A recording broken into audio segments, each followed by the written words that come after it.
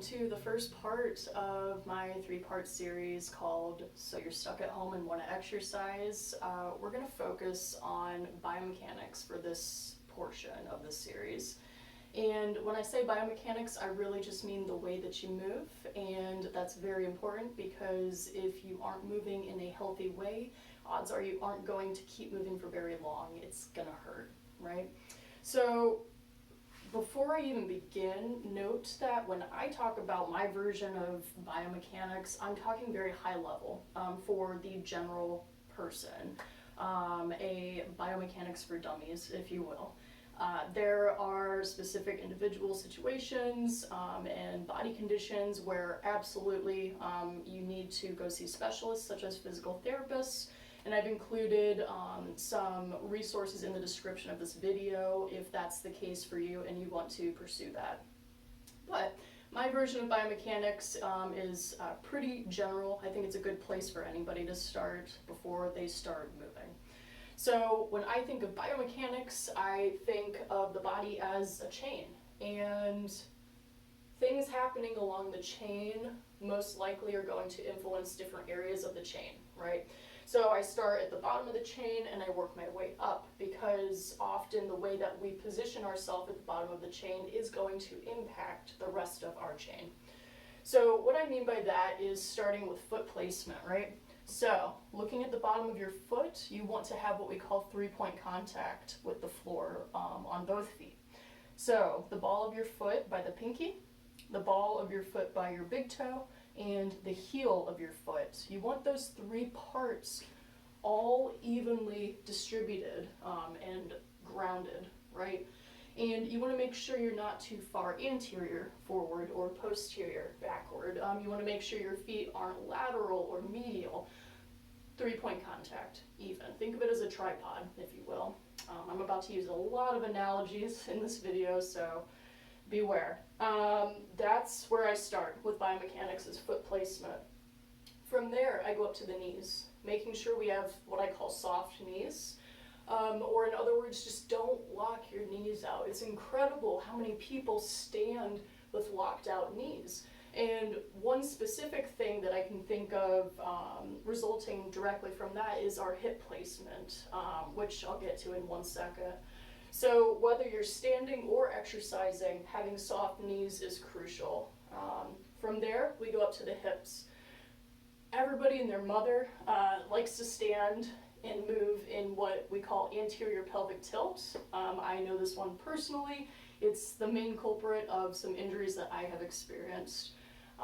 So instead of having our hips tilted in this position where we have a lot of arc in the lower spine, we want to try to move hips neutral, right? So we're not talking like posterior pelvic tilt, but instead of here, we want to move hips here. Now, if you're used to standing and moving like this your entire life, it can be really difficult to get your hips in neutral. You're like, how do I physically move my body like that? And so there's a lot of different cues that we use, and you just kind of work down the checklist of cues until you find the one that works for you. So examples of cues: pull your pelvis towards your rib cage, right? Maybe that works for you. Another thing you could try is tuck your butt cheeks towards your heels, right? Or simply engage your glutes, right? Because you are engaging glutes and hamstrings to pull your hips into neutral. You can tap cue and feel your muscles engaging as you do that movement, right? So those are a couple cues you could try out. From hip position, we move up to rib cage, right? And the rib cage is mostly responsible for our thoracic spine position. Again, we don't want to be overly extended. We want to be pulled into neutral.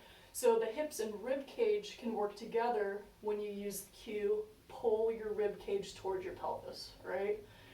Again, if you're like a muscle person, if that works for you and you're like, well, what muscle do I use to get there?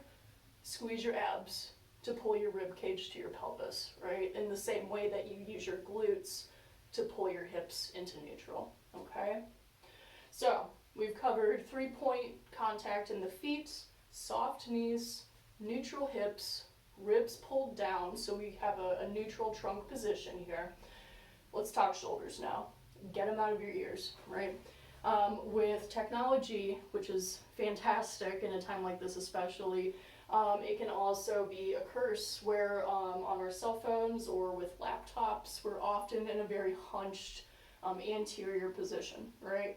So first things first, we want to pull shoulders back to neutral and down out of our ears, okay? Again, just like the hips, we don't want to be fully retracted here. We don't want to be hunched. We want to just be back in neutral. So shoulders in neutral, pull them down out of your ears. A cue that works for a lot of people is tuck your shoulder blades into your back pockets of your pants. So instead of standing here, we pull them down. Again, not too far back, but just back and down, if you will, right? Finally, working up to the top of the chain is with the head position. Again, oftentimes with technology, we're very forward with our neck. I am a huge culprit of this one. So pull your head back, give yourself a double chin. Don't worry, you're at home, no one's gonna see you anyways. Pull your head back, and then pull the crown of your head up to the ceiling, right? That one works closely with the shoulders being pulled out of your ears, okay? So, 3-point contact in the feet with the floor, okay? Even distribution. Unlocked knees, soft knees, neutral hips, ribs are pulled down into neutral trunk position, shoulders are back into neutral and down out of the ears. The head is pulled back to neutral and is tall, the crown of the head up to the ceiling, okay? It's important not to go too far with this and feel like you have to be a robot when you're moving, but simply having these pieces of the biomechanical puzzle in your head whenever you're sedentary or moving is very, very crucial to promote healthy, sustainable movement. So I call all of these the pieces of the puzzle, and that's fantastic when you get it down, but what's going to happen like after a couple seconds, or better yet, as soon as you start moving? Well, your hips are probably going to flick back out, your rib cage is going to flare, you're going to start hunching again, you're going to shift your weight from one leg to the other, right? We lose it, we lose the pieces. So how do we stay disciplined and keep those pieces of the puzzle intact? With glue, all right? Not literally, but my analogy for this one is use your breath and brace as the glue to hold those mechanical pieces together, okay? So let me start with, where do most of us breathe? Up tall in our chest, right? Let's instead try something else. Let's pull the breath down out of the chest into the belt line, right? Think of your belt line or like your pelvic area as a big beach ball, and you want to expand the beach ball. Again, you're stuck at home. Nobody cares. Nobody can see what you look like, so why not give this a shot? Expand the beach ball with that breath. Okay, so why? Why am I having you do this? Because the transverse abdominal is basically going to be responsible for the bracing and keeping these mechanical pieces together.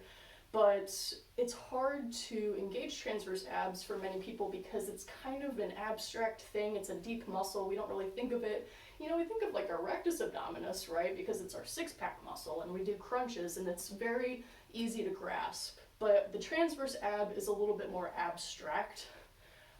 So what do we do to engage transverse ab? We use an engagement tool, the breath.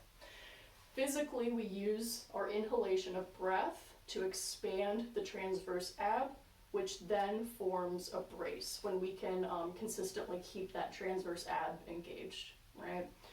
So you're like, what the heck does that mean? Just use your breath and form a brace and you'll keep the pieces together. That's what I mean. So inhale, well, start with the pieces of the puzzle first that we just went over, but then inhale into your belt line, right?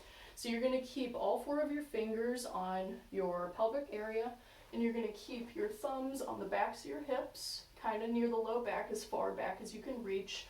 And then the crook of your thumb and index finger are going to be on the lateral part of your hips. All aspects of your hand and fingers, I want you to try to expand as you breathe in, okay? And it's gonna be difficult and you're not gonna get it right off the bat. Don't give up, keep trying. It's a repetition thing and it does get easier, I promise. So standing in the proper biomechanical position, inhale, pull that breath low into your pelvis and try to expand those fingers. Okay, and then just exhale normally. And this in itself is a great exercise to practice as sort of a warm-up routine to get your breath and your brace formed, right?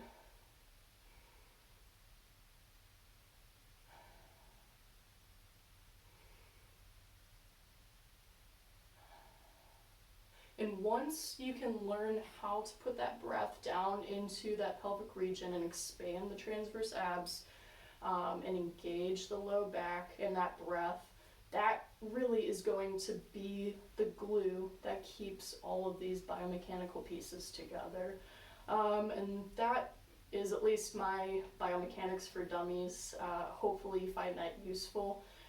Keep that in mind as you move on to the second part of the series where we're actually going to do some actual exercise movements. Start with the biomechanics first.